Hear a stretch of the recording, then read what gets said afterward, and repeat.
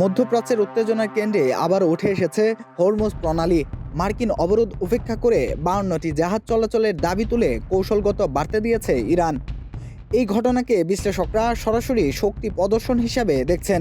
তাদের মতে যুক্তরাষ্ট্র ও ইসরায়েলের সঙ্গে চলমান উত্তেজনার মধ্যে তেহরান দেখাতে চাইছে চাপ বা হুমকির মধ্যেও তারা গুরুত্বপূর্ণ জলপথে নিয়ন্ত্রণ বজায় রাখতে সক্ষম। বিশ্ব জ্বালানি সরবরাহের জন্য হরমুজ প্রণালী অত্যন্ত গুরুত্বপূর্ণ। প্রতিদিন বিপুল পরিমাণ তেল এই পথ দিয়ে পরিবাহিত হয়। ফলে এখানে যে কোনো অস্থিরতা সরাসরি বৈশ্বিক বাজারে প্রভাব ফেলতে পারে বলে মনে করছেন জ্বালানি বিশেষজ্ঞরা। যদিও পাকিস্তানের মধ্যস্থতায় একটি অস্থায়ী যুদ্ধবিরতি কার্যকর রয়েছে, তবু পরিস্থিতি এখনও ভগ্নর। আলোচনায় স্থায়ী সমাধান না হওয়ায় অনিশ্চয়তা কাটেনি। বিশেষজ্ঞদের মতে এই সময় ইরানের এমন পদক্ষেপ ভবিষ্যৎ আলোচনায় নিজেদের অবস্থান শক্ত করার কৌশল হতে পারে। নিরাপত্তা বিশ্লেষকরা সতর্ক করে বলেছেন, হরমুজ প্রণালীতে উত্তেজনা বাড়লে তা শুধু আঞ্চলিক নয়, বৈশ্বিক সংকটে রূপ নিতে পারে। বিশেষ করে জ্বালানি নিরাপত্তা ও আন্তর্জাতিক বাণিজ্য বড় ধরনের ঝুঁকিতে পড়বে।